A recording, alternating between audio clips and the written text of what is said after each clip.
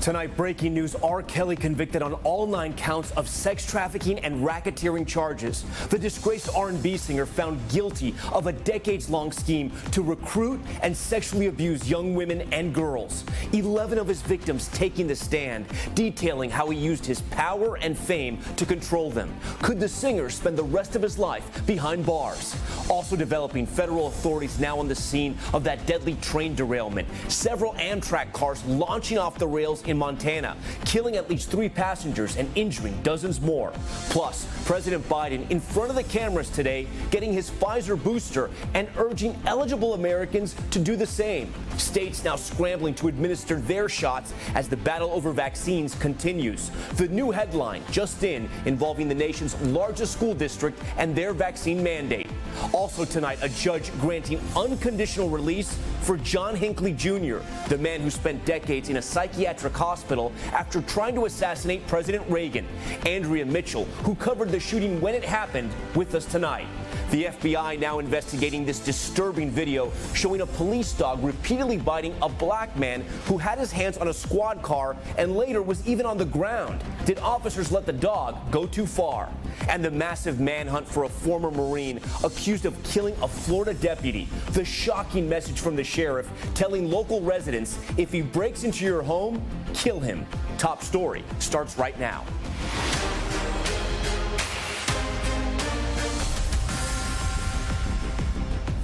And good evening, I'm Tom Llamas. We begin Top Story tonight with breaking news. Disgraced R&B singer R. Kelly found guilty of recruiting and sexually abusing young women, girls, and boys for decades.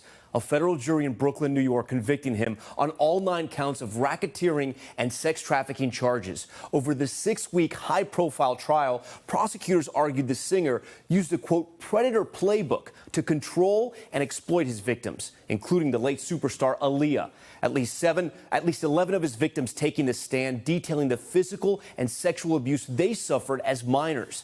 Decades of allegations against the singer brought back into light in the 2019 Lifetime documentary series Surviving R. Kelly. Criminal charges then followed in 3 states at the federal and local level, and he was dropped by his record label. At no point in the trial did the 54-year-old testify. He is set to be sentenced in May and is facing life in prison. Stephanie Gosk leads us off tonight from New York. It's a verdict prosecutors say was nearly 30 years in the making. R. Kelly guilty of racketeering and sex trafficking. I believe I can fly. The man who wrote the Grammy-winning 90s anthem, I Believe I Can Fly, now facing decades behind bars. Today's guilty verdict forever brands R. Kelly as a predator who used his fame and fortune to prey on the young, the vulnerable, and the voiceless. The verdict caps a 5-week-long trial with often graphic testimony. Victims described being locked in rooms for days for not following Kelly's rules, like not asking for permission to go to the bathroom or making eye contact with other men. Geronda Pace, who appeared in the docuseries Surviving R. Kelly, was just 16 years old when she says she was abused by the pop star. The breaking point for me was when Rob slapped me and he choked me until I blacked out. The racketeering charge normally used to convict mafia bosses, allowing the government to introduce sexual abuse allegations outside the statute of limitations. At the center of the case, pop star Aaliyah, who died tragically in a plane crash. One witness said she walked in on Kelly and the then 13 or 14-year-old Aaliyah engaged in a sex act. The majority of the victims, young black girls and boys, at the time of the abuse.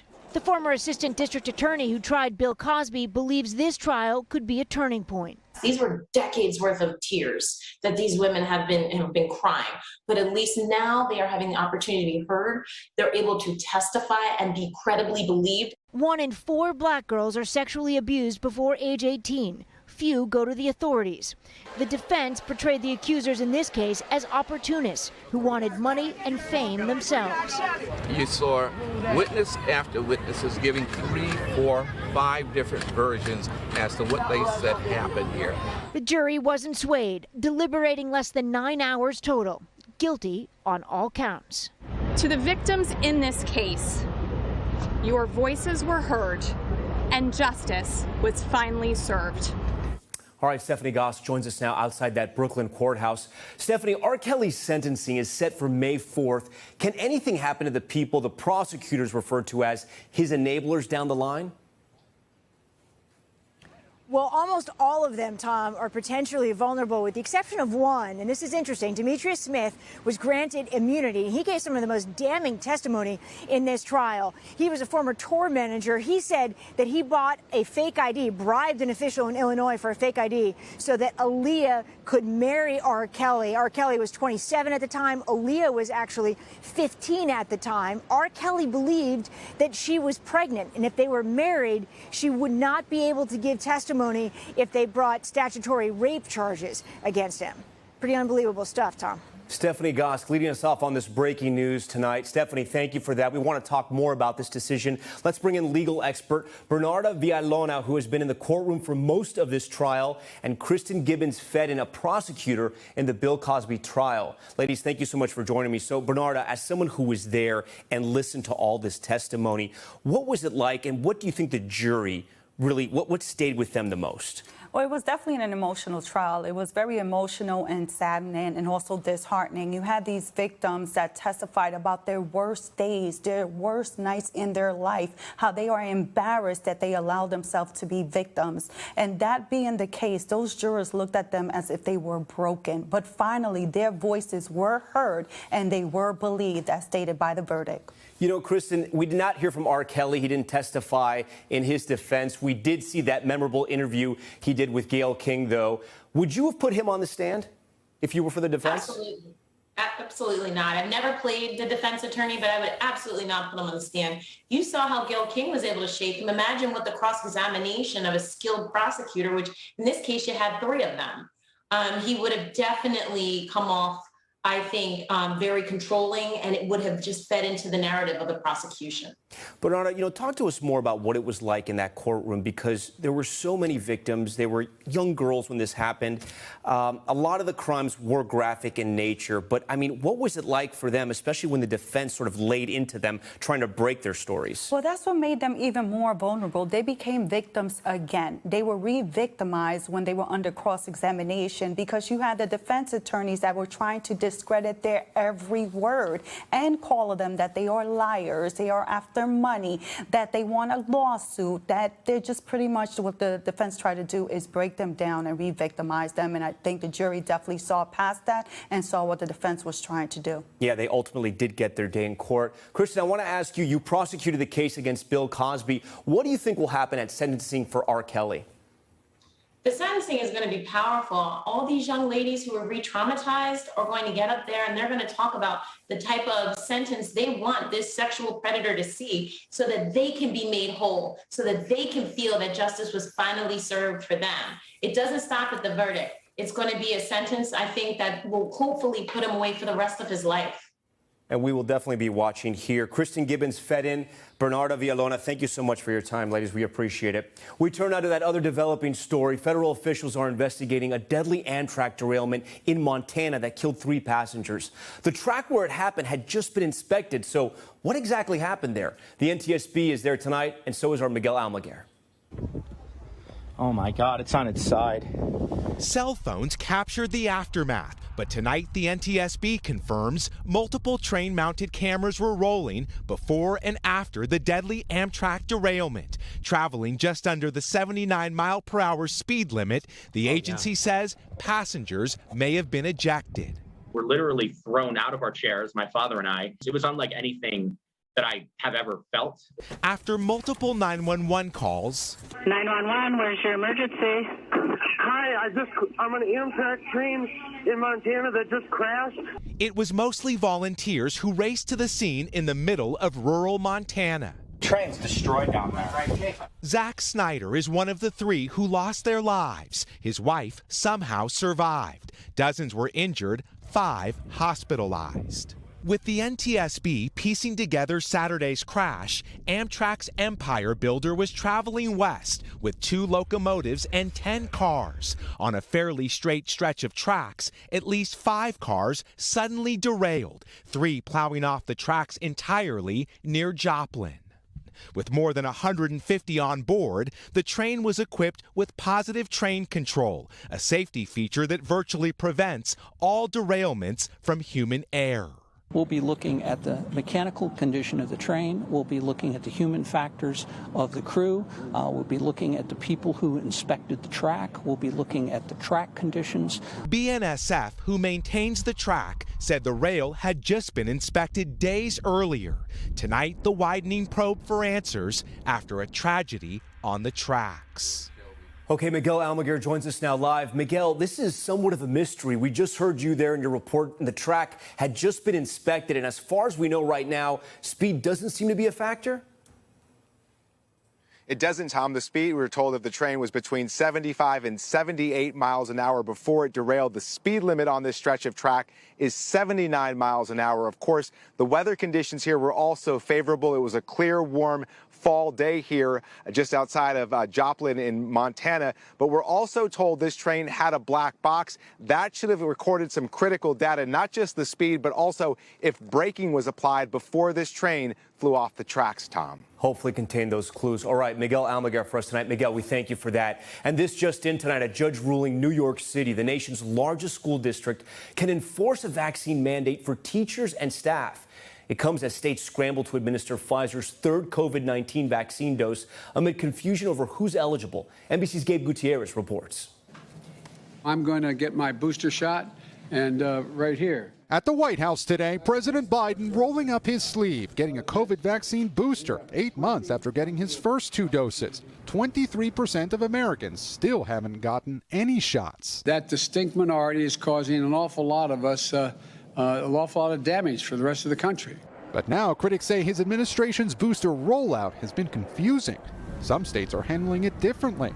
Vermont limiting boosters to those 65 and older. West Virginia's governor urging people 18 and older to get them. They're dancing around it with some gobbledygook language, but they're open the floodgates wholeheartedly and everything to say, go get the booster shots. Fix this now! And tonight, growing backlash over vaccine mandates. A requirement for New York healthcare workers took effect today. The governor says she'll call in the National Guard if they don't show up for work. I'm hopeful I don't have to do this. With more schools back in session over the past 2 weeks, children made up more than 26% of all new COVID cases. That's an 8% jump from 2 weeks before. Across much of the country, new COVID cases overall are down. But in places with low vaccination rates like Kentucky, hospitalizations are still high. St. Clair Regional Medical Center in Moorhead is struggling to find space. Some of the hospital staff is actually making house calls to try and prevent people from ending up here in this COVID unit. It's very tough. Anxiety levels are high because we're not used to this. This isn't anything we've ever witnessed before. In its parking lot, the hospital set up this tent for monoclonal antibody treatments. They're given 4 injections, and that usually takes, prep time, about 15 minutes. Kathy Mazzotti had been vaccinated and now has a breakthrough case. I know people that have died. I know people that have been in the hospital. It's just bad. So I don't want to end up there. I'm going to take all the measures I can. Gabe Gutierrez joins us now from Moorhead, Kentucky. And Gabe, there are pockets of the country still experiencing serious COVID issues like where you are. We saw that in your report. But nationally, we are seeing some positive trends. Yeah, that's right, Tom. Nationally, new COVID cases are down about 18% over the past few weeks. There were big improvements in places like Florida, Louisiana, and especially Los Angeles. But there are still some problem areas, including Alaska, which is leading the nation right now in recent COVID cases per capita. Tom? Gabe Gutierrez in Moorhead, Kentucky tonight for us. Gabe, thank you. Next tonight, decades after he tried to assassinate President Ronald Reagan, John Hinckley is set to become a free man. A judge today ruling he can live his life, quote, untethered to the court following a 9-month observation period. NBC News chief Washington correspondent Andrea Mitchell covered the assassination attempt when it happened, and tonight on the case again for Top Story. Tonight, the Justice Department is no longer opposing the unconditional release of John Hinckley, who tried to assassinate Ronald Reagan 40 years ago. At the time, the White House kept secret that the president nearly died, the bullet barely missing his heart. A jury had ruled Hinckley, then 25, not guilty by reason of insanity, but ordered him confined to a mental institution for life. Hinckley also paralyzed former White House press secretary Jim Brady, who died in 2014. Oh, good friends. And 2 officers. A medical examiner ruled Brady's death a homicide. A D.C. judge ruling that Hinckley, now 66, has displayed no signs of mental illness or interest in weapons for decades, after spending years in psychiatric confinement, and finally living under court supervision with his parents in Williamsburg, Virginia. His mother died in July. Hinckley's internet use was restricted, and he was forbidden from being in the proximity of his victims' families and politicians. Those rules will be dropped when the decision takes effect in June. Why do you want me to go back to my parents? Hinckley had confessed to shooting Reagan to impress actress Jodie Foster, whom he had been obsessed with since seeing her in Taxi Driver. His lawyer today calling the decision a win for mental health care. That is what I believe to be the important message in this case, that people who are ravaged by mental disease, with proper support, with good treatment, can achieve mental stability and become productive members of the society. President Reagan's son, Michael, reacting to the decision, tweeting, "FYI, my father forgave Hinckley and would approve. Therefore, so do I." Andrea Mitchell joins us now from Washington. And Andrea, when you see that video, you are reminded how close John Hinckley came to killing President Reagan. He ended up putting former press secretary James Brady in a wheelchair forever. And he will soon be a free man because at the core of this case, from the get-go, was the issue of mental health. The U.S. District Judge in granting the unconditional release saying, quote, "I think it's probably overdue." Exactly. And it is concerning to a lot of people. I know a lot of them. I was there, covered the assassination attempt, knew Jim Brady and Sarah Brady so well. But the argument, the counter-argument from the family, from the Hinckley family, from his doctors, from his lawyer, is that he has shown no sign of mental illness in decades, not since 1983, they say, and has not shown any interest in weapons or any kind of violent behavior. He's been living under medical and family supervision and court supervision at home in Williamsburg, Virginia, for the last couple of years. And now they're saying that he should be free. His mother died in July, so there is no parental control anymore, and that he's 66 years old. The counter-argument from the Reagan Foundation is that he's still a threat. And people who are close to Ronald Reagan and know him well, although the family itself is divided, say that he should not be released and that he should serve life as the jury decided, that he was found to be guilty by reason of insanity, but that he should serve life in some kind of institutional setting. There is a lot of concern at one point, certainly among the neighbors in Williamsburg as well, about him being totally free.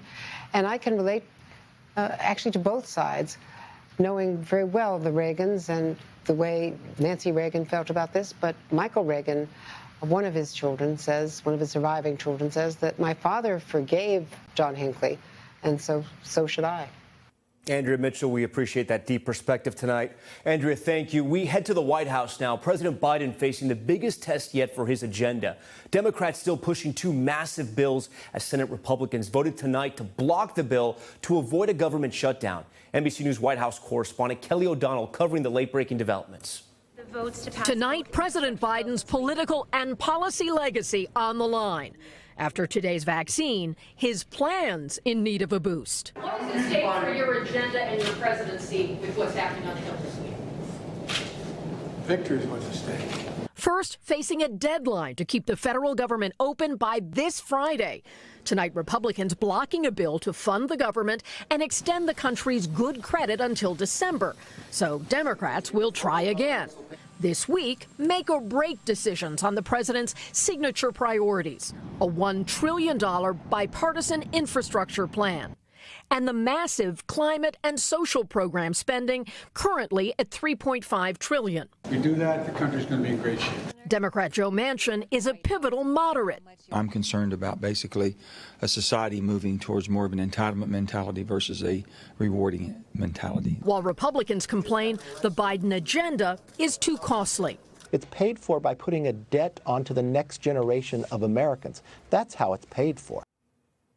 All right, NBC News White House correspondent Kelly O'Donnell joins us now live.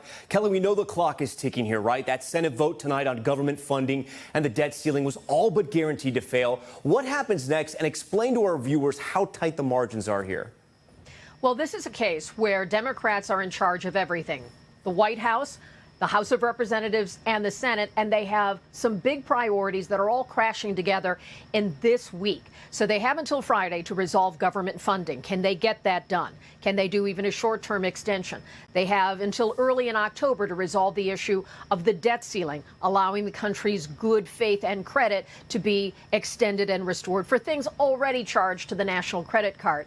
And looking at the president's own priorities, the difficulty is, although Democrats are in charge, they have so little margin. A 50-50 Senate, no room for any Democrats to peel away, and just a couple of votes, 3 or 4 in the House to make a difference. And you've got the two wings of the Democratic Party, the progressive left and the more moderate right side of the Democratic Party, not seeing the same priorities for the president's big plan. So what he's telling us is he's working the phones tonight and tomorrow, keeping a lot of his schedule this week open to try to do the negotiating with lawmakers himself, inserting himself to try to get his own party across the finish line by these key deadlines. Tom? Kelly O'Donnell, who will be covering this, we know, every single day this week. All right, Kelly, thank you for that. We're also following a developing story out of Florida tonight.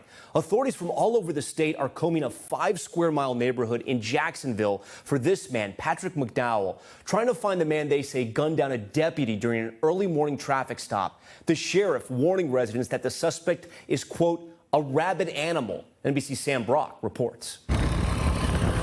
Tonight, Florida police in the 4th day of a massive manhunt for a man described by the sheriff as a murderer on the loose. Police say 35-year-old Patrick McDowell, a former Marine, gunned down Deputy Joshua Moyers during a pre-dawn traffic stop Friday. Now, more than 300 personnel race in ATVs, deploy helicopters and drones, even go door to door, searching for their suspect. There was 2 SUVs, a pickup truck, an unmarked car, and the police officer that was there earlier. SWAT. They were walking down the road. The Nassau County Sheriff's Office releasing new photos of McDowell, which include a tattoo that says, "Death before dishonor." Police say McDowell fired twice at the 29-year-old Moyers, striking him in the face and back when the deputy tried to open the door. The sheriff giving this startling warning to residents. This guy is dangerous. If you're in a home and he breaks in your home and you have a gun, blow him out the door. Because he's like a rabid animal. He will kill you. Deputy Moyers passed away on Sunday. His fellow law enforcement officers honoring him with a procession and writing days earlier of the young deputy who was planning a wedding with his fiancée. "We put on a brave face and hide the tears. Rest easy, knowing Bravo team is carrying you with us." Police say McDowell also shot a canine named Chaos, who's expected to make a full recovery. Nearly 72 hours in, the search for McDowell intensifying, with officers zeroing in on possible hiding spots, including ponds and wooded areas. If we find out you've helped this guy, we're going to arrest you. Authorities are now offering a $54,000 reward for information that leads to McDowell's capture. All right, NBC News correspondent Sam Brock joins us now. Sam, we know the deputy discovered the suspect was driving a vehicle that had been reported stolen. That's how this whole thing starts. But talk to me about the scope of the manhunt. It's quite intense. At one point, schools were put on lockdown. Schools were put on lockdown. Obviously, there was an air of concern, if not red alert, Tom. And here's what we know in terms of the background for McDowell, a veteran center in Jacksonville, which cares for people who had PTSD or mental illness or some sort of addiction. Well, they said that McDowell there was a resident twice, the first time in 2020, and that lasted a couple of months. He left, Tom, came back a year later for a short period of time, then left again in July. They say that the combat veteran, that's what he was, needed longer-term care. He did not want the help, and ultimately he was confronted in that stolen car. Tom? Sam Brock tonight on that massive manhunt happening in Florida. Sam, we thank you for that. All right, still ahead on Top Story tonight, the search for Brian Laundrie continues. Agents back at his family's home as Gabby Petito was laid to rest, and the investigations launched into other missing women cases tonight. The disturbing video of a police dog repeatedly biting a black man while he was detained, the FBI now involved. and lava. Take a look at this, still devastating Spain's La Palma Island. Hundreds of buildings wiped away, the new threat for residents along the coast.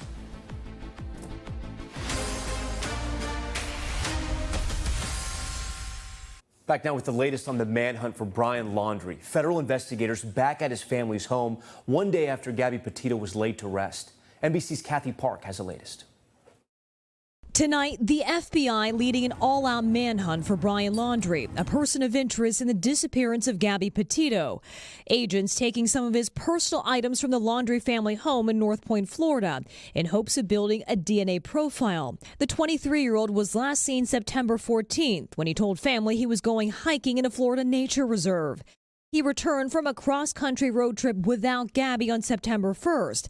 Last week, authorities confirmed her body was found in a remote campground in Wyoming. On behalf of the FBI personnel and our partners, I would like to extend sincere and heartfelt condolences to Gabby's family. Her death ruled a homicide. An autopsy will later determine how she was killed. Laundrie has not been charged in her death, but a federal court in Wyoming issued an arrest warrant after investigators say he used a debit card that wasn't his. With no break in the case, calls for justice are growing louder as a family mourns a loss of a young woman described as kind and full of life. Hundreds of mourners paid their respects at a public memorial service Sunday near Gabby's hometown in New York's Long Island. Her father delivering the eulogy and hinting at a relationship with Laundrie. I want you to take a look at these pictures. And I want you to be inspired by them. If there's a trip that you guys want to take it now. Do it now while you got the time. If there's a relationship that you're in that might not be the best thing for you, leave it now. The high interest in Gabby's disappearance has put the spotlight on other cases of missing women. College student Mia Marcano was last seen Friday at her Orlando apartment complex, just a mile from the University of Central Florida's campus. Marcano never got on her flight that night to Fort Lauderdale to visit family. Meanwhile, 21-year-old Sheridan Wall of Tampa vanished September 19th. Authorities say her body was found 10 miles from her torched car in Scranton, South Carolina. Tonight, her cause of death, still a mystery. So many families out there hurting tonight. Kathy Park joins us now in studio. Now, Kathy, I understand you have an update on the investigation into Brian Laundrie's home. That's right. Well, as you know, a lot of the search efforts have been centered on that massive nature reserve. Well, we're told that they're actually scaling back, and the FBI will be taking the lead on the investigation moving forward. And a lot of the search efforts will now be targeted based on intelligence. Yeah, maybe not the best news for the Petito family, but still an update. Now, you went to the funeral over the weekend. Talk to me about that, because we saw so many people were there. Exactly. I was just kind of struck by just the show of solidarity by the community. Even prior to the service, there were dozens of law enforcement agencies, first responders who were lined up outside of the funeral home. And then afterwards, we spoke with people who literally came from all across the country, California, Wisconsin, Texas. They all wanted to pay their respects to Gabby. All right, Kathy, thank you. And we thank you for your reporting tonight, too. We have an update tonight after two hosts of The View received positive COVID-19 tests while on the air. You may remember the story from Friday. Hosts Sunny Hostin and Anna Navarro back on the set today after being pulled from the show on Friday, moments before an interview with Vice President Kamala Harris. The two women had tested positive for the virus, but on today's show, Joy Behar said after a series of tests this weekend, it appears those results were false positives. I am thrilled to report that Sunny and Anna's Friday results turned out to be false positives, and everyone is safe, healthy, and COVID-free. All right, glad they are okay. Both Hostin and Navarro are fully vaccinated. Coming up, the opioid crisis plaguing the country in one city, killing more people than COVID-19. Our team rides along with first responders racing to save lives. And the major milestone for TikTok, what the popular app just revealed. That's coming up.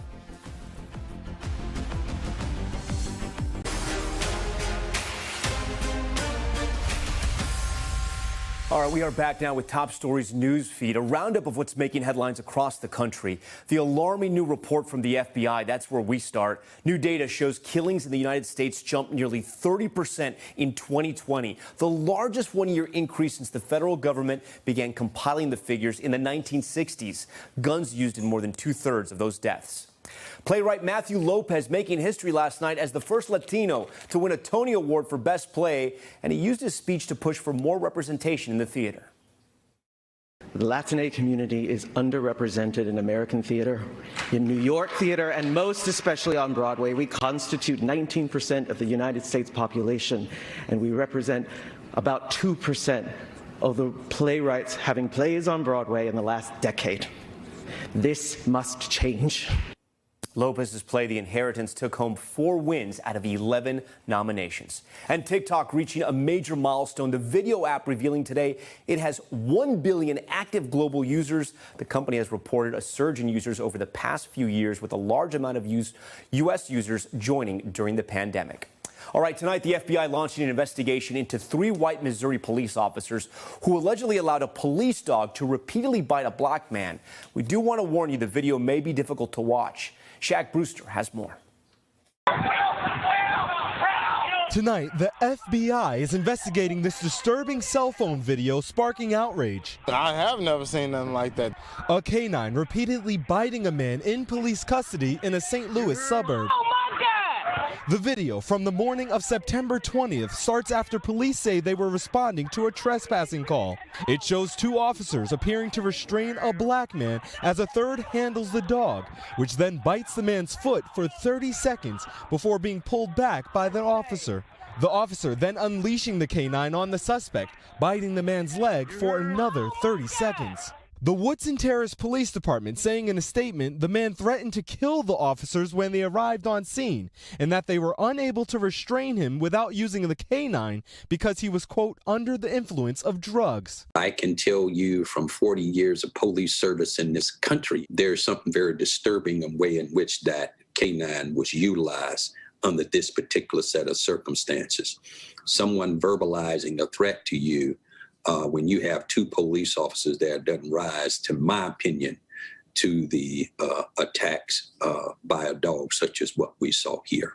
Woodson Terrace Police Chief told the St. Louis Post-Dispatch the department is fully cooperating with investigations opened by the FBI and the St. Louis County Prosecutor's Office. We're sick and tired of being sick and tired. Activists demonstrating just miles away from where the police shooting of Michael Brown in Ferguson, Missouri sparked national protest, calling for more police accountability. He released the dog.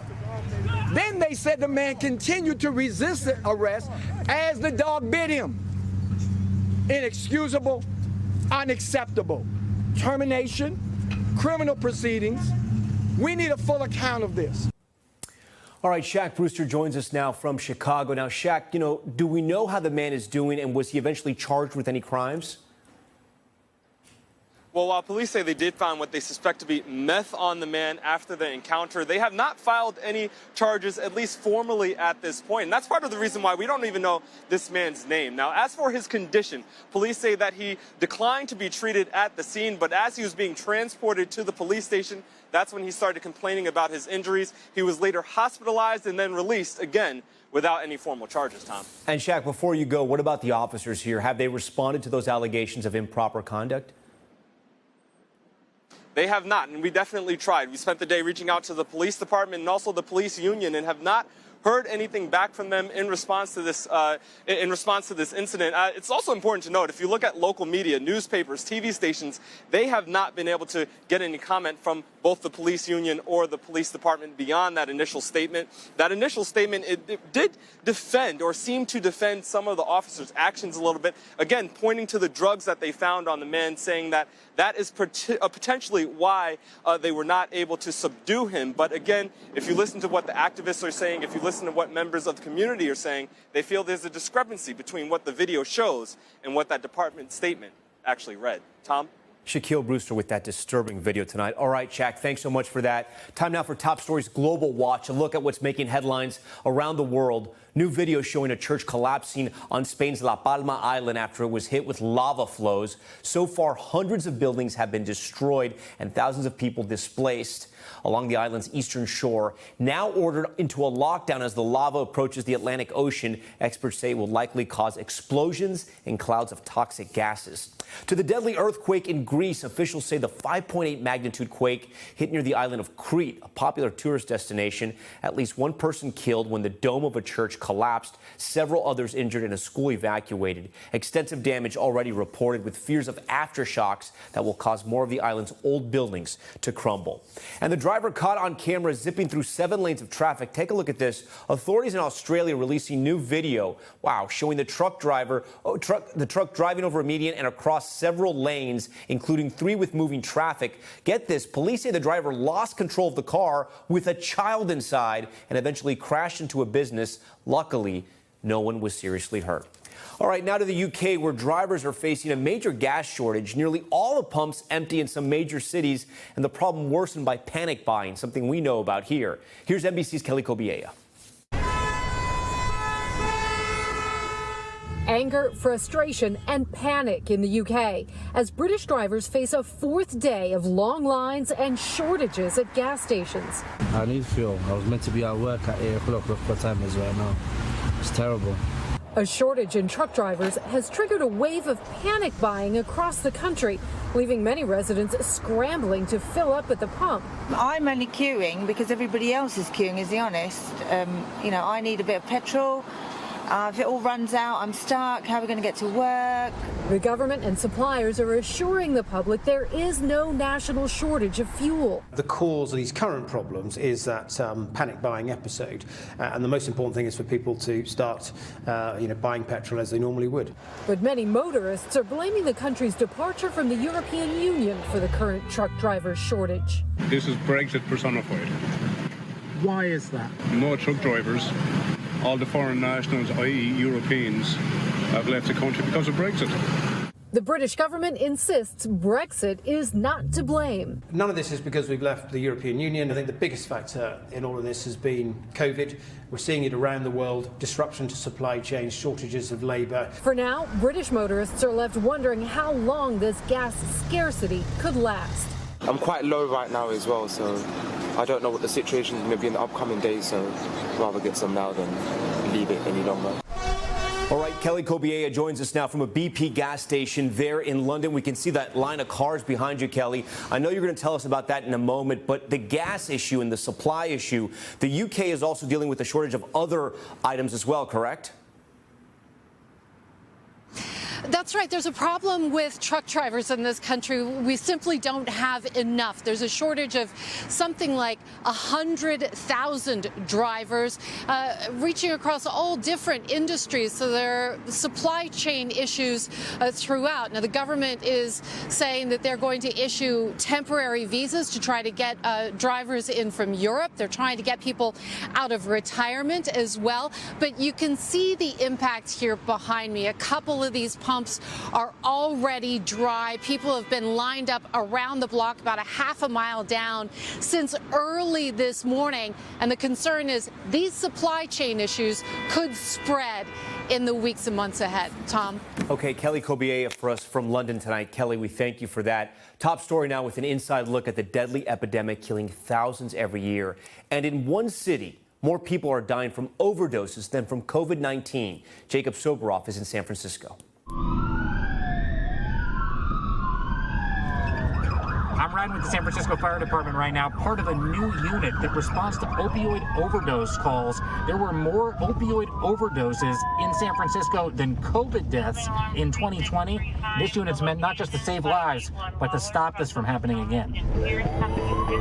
The city of San Francisco has been hit so hard by overdose deaths it now has a new unit devoted to harm reduction. I rode along with Captain Mike Mason of the fire department and Kevin Lagore, a nurse practitioner. This is our guy. We arrived at this stop just after a man had been revived with Narcan, the antidote to fentanyl. We've only been out here with the fire department for about 10 minutes. This is already the second call out of the day for overdose. They say it goes nonstop. Medic 1. The calls came one after another, after another. And for the men and women who do this work, the toll can be exacting. It must wear on you. We've had some very long, very sad days. There's more inequality here in California than anywhere else in the United States. If that wasn't the case here, do you think it'd be easier to get people away from using drugs like this?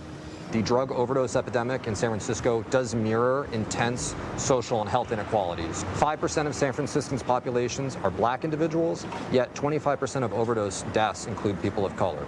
Less than 1% of San Franciscans' people are individuals here, are unhoused, but they comprise approximately 30% of overdose deaths. How often do you I spoke with a homeless married couple outside a clinic who said they were fentanyl users. When did you guys first see the fentanyl in California? Since last summer. How cheap is it? Way cheap. $5 will take care of us for a whole day. For a day, $5. It's like a quarter of the cost of heroin. We're in the Haight-Ashbury. University of California Medical School professor Dan Ciccarone says the fact that drugs are cheaper, more plentiful, and deadlier than ever means America should rethink drug policies. We would love to know that we can put the fentanyl genie back in the bottle, right?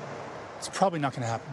What about policies that have nothing to do with drugs explicitly, but the underlying conditions? What are we going to do that's outrageously new, creative, bold, in terms of addressing those root issues, the issues of inequality in America, the roots of racism, of desperation?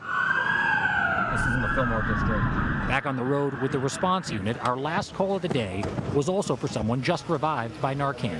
He said he was a veteran and asked to be transported to a nearby veterans hospital. Yeah, it's a clinic. Afterward, I spoke with Starnisha Bryant, a healthcare worker in a nearby office, who revived him. He said he's ODing, so I took my Narcan off, stuck it up his nose. They're going to follow up on the work you did and try to get him into a treatment program. Hopefully it works, but you gotta want it. You got to want it. You gotta want it. What do you see? Do people want it these days? No. Why do you think things are as bad as they are today? It's easy to get it. You can come to any corner and get it. Jacob Soveroff with that very sad situation there in San Francisco. Coming up on Top Story, driving into the future. Ford now planning to turn some of their iconic cars electric. What they told NBC exclusively about the new initiative. Tom Costello coming up on Top Story. Tonight, an exclusive announcement to NBC News. Ford, one of America's most storied companies, says it will dramatically increase its production of electric cars, and they're ready to spend billions to do it. Here's NBC's Tom Costello. In a brand new plant in Michigan, the future of Ford is already rolling out. The all-electric version of the F-150, the best-selling vehicle in America, with 150,000 orders. Now, Ford tells NBC News exclusively it is going all in on electric, pledging that within 9 years, 40% of its fleet will be battery-powered. 113 years after the Model T first hit the road, they're going to love it. Henry Ford's great-grandson, Chairman Bill Ford, says this is Ford's new Model T moment. Because everything's changing. If my great-grandfather saw our industry 5 years ago, it would be very recognizable to him. Now we're on the cusp of a revolution. And Ford is betting big on the revolution, spending another $11 billion to build new plants in Tennessee and Kentucky, and hiring 11,000 new workers. Outside Memphis, an all-new carbon-neutral campus producing electric vehicles, their batteries, and recycling systems. Near Louisville, Kentucky, 2 new battery plants to power trucks and SUVs. More jobs and investments in existing Michigan plants, and new job training in Texas and beyond. Is this $11 billion investment you're making now, is it still a risky bet, or do you feel better about this one? Well, listen, of course it's risky. Anytime you bet on a future, it's by definition risky. But it's a bet that I'd make any day of the week, because electrification is coming, the battery industry is coming to America, and we just want to be at the forefront of it. With going green now a corporate mandate, all major automakers are promising more electric vehicles. Ford is putting the shovel in the dirt and driving innovation along the way. Henry Ford invented the assembly line more than 100 years ago. But this is the prototype for the next assembly line. A robot moves the vehicle along. If something goes wrong, they don't shut down the assembly line. The robot can simply make a detour. People buy the F-150 truck because they want power, they want muscle. Yeah. Can this give them the muscle? Oh boy. There's instant torque, instant power. It takes off. It takes off. Tonight, Ford is pledging a Made in America stamp on its EVs. What would your great-grandfather say today about your new Model T for the 21st century? I think he'd say, what took you so long? You know, he worked for Thomas Edison at Edison Electric, and the early cars were electric vehicles. And so I think, you know, the notion of an electric vehicle, again, I think he'd say, what took you so long? All right, Tom Costello joins us now after his big exclusive sit-down with Bill Ford. Tom, I'm curious, your report there ended with the irony here, right? Why it took so long. Elon Musk has gotten so much buzz and hype, and it sent his stock skyrocketing. But there's a lot of competition out there, not just from Tesla, but also the Nissan Leaf, the Chevy Volt, etc. Is going 40% electric in 9 years truly going big, or do you think Ford will have to be even more ambitious? Yes and yes. I think it is a big deal. This is one of the big three automakers, and it is now going all in on electric. And listen, GM said that they would like to get rid of all of their gas engines by 2035. When we're talking about one of the big three, it is a big deal. Now, the context is important here. He said that the reason that his great-grandfather would say, what took you so long, is because his great-grandfather, Henry Ford, worked with Thomas Edison on electricity, and the first cars were supposed to be based on electricity. So his feeling was Henry Ford 100 years ago would have wanted to go that way if oil hadn't gotten so cheap. But you're absolutely right. Tesla has been breaking all of the barriers on this, and now the big three and most of the world's automakers are all in, meaning that probably 15, 20 years from now, most of us are going to be well on our way to driving electric vehicles, Tom. All right, we shall see Tom Costello for us tonight. Tom, thank you. When we come back on Top Story, the best man anyone would be lucky to have at their side. The brother overcoming his fears for a speech you won't want to miss. It's going viral. Stay with us.